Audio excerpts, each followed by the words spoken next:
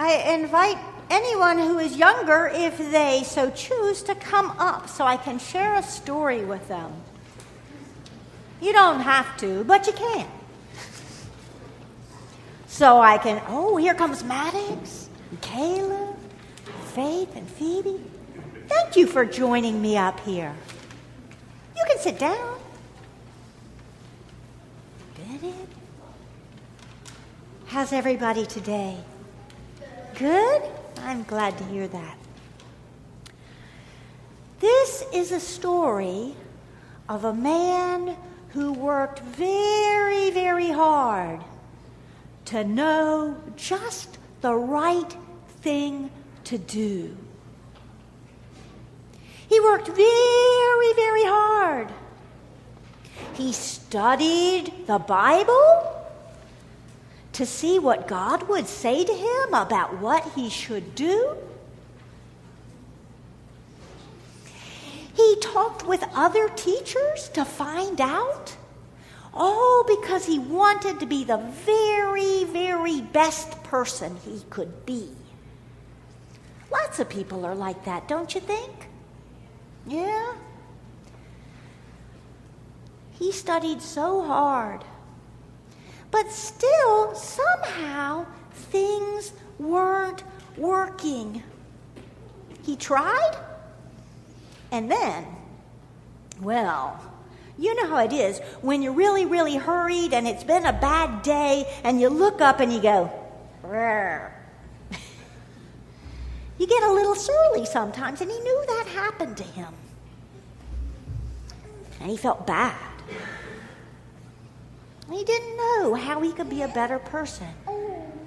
But then one day he saw Jesus, and he saw what Jesus was doing. And he saw that Jesus was very, very special. And that wherever Jesus went, people were healed and people were loved. And he thought, I want to be like that. I want to be like Jesus. But he thought, I don't know. That doesn't quite go with everything I've studied. Doesn't quite go with everything I learned. Still, he thought, I don't know. So, have you ever been so that you can't sleep at night? Yes.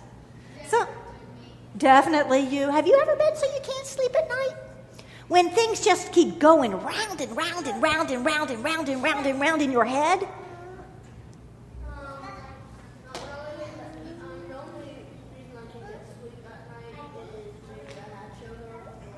Sugar.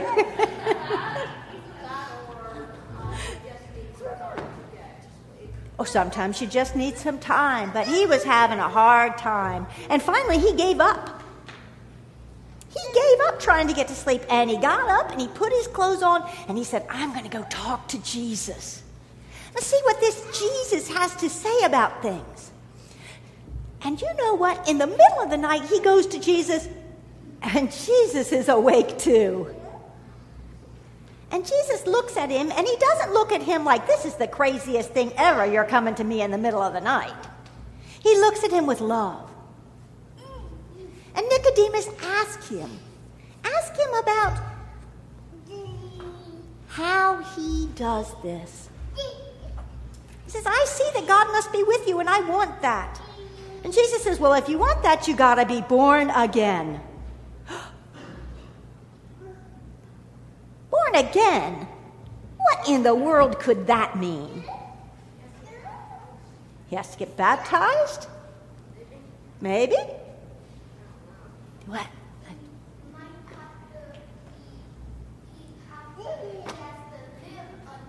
He has to live again. Well, on the cross. When Nicodemus first hears this, you know what he thinks? He thinks, how in the world can I go back into my mother's womb? That's what he thinks. He thinks that's crazy. I'm grown. That's impossible. And he says so. He says that to Jesus. And Jesus says, yeah, but you still got to be born again. You have to be born from above. from heaven, from God and God's Spirit. You have to be born from God's Spirit. That's kind of maybe he has to get, I'm going with maybe he has to get baptized, or I don't quite get this. Well, you know what? Neither did he. He was totally befuddled by this.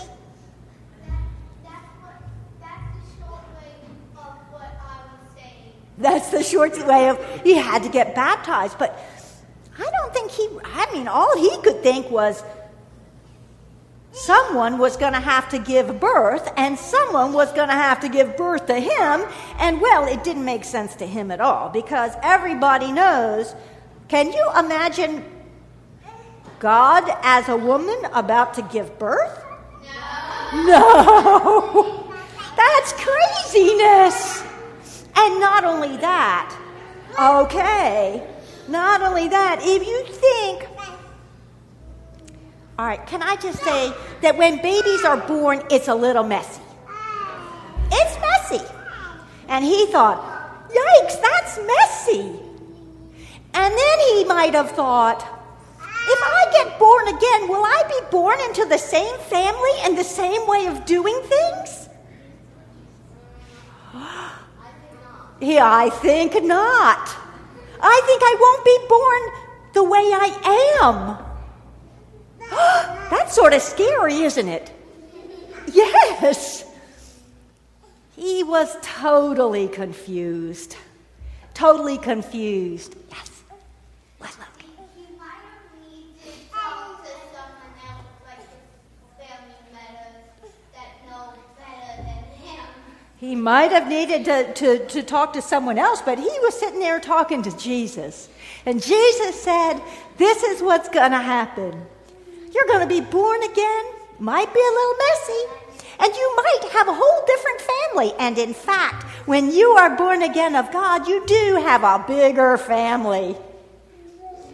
You do. And the family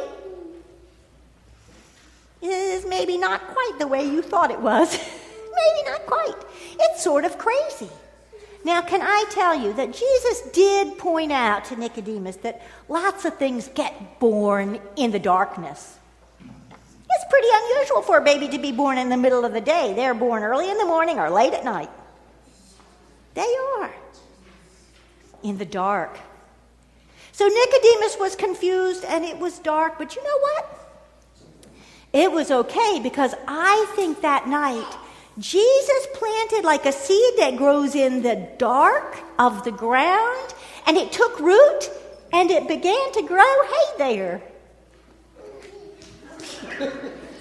Hi, Maddox. This life gets interesting when you're born again. Come here, my friend. Hi. You're the best. I know. There you go. You can come up with me at Eucharist too, you know. So anyway, where was I? I don't know. A seed was planted in that dark. And I think that maybe Nicodemus began to ponder on it, and it began to grow in his heart. And that night, God began to make him be born again. Do you know how I know that? Oh, what, Nevin? I think that Jesus was just trying to confuse them. You think Jesus, sometimes people think that Jesus is just trying to confuse them. And do you know why I think he does that? Because it makes you think of things in new ways. In lots of different ways. That's what I think. So he was confused, and out of his confusion, he was born into a new way of being with Jesus. I think that's pretty cool. Faith, did you have a question? You're just scratching. Okay. Yes, Logan. I think that he's just bringing him to another family to confuse them. And think that he has been born again. He has been born again, and he's been born again in God's love. And it's a little bit messy, and it's a little bit scary, but it opens up all new life for him. That's what I know. So Nicodemus, that was the man's name, he went home. He crawled back in bed with his wife, and he was so tired from this discussion that he slept soundly, at least for the rest of the night. Okay, that's all I know for today. Come back again. You don't get it?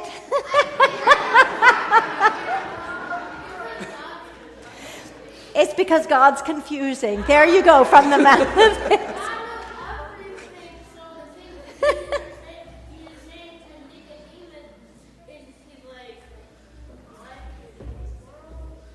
What would you ask Jesus if you could?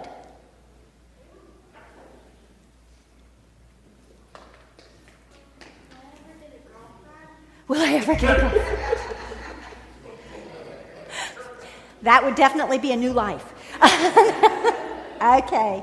What, Logan? Can I eat 1 million flies? Okay, we're just getting silly now. All right, my friends, you can go back to your seats, so we'll finish the rest of the service, and if you want, you can come around the altar at communion time. You didn't get anything. I tried. I tried.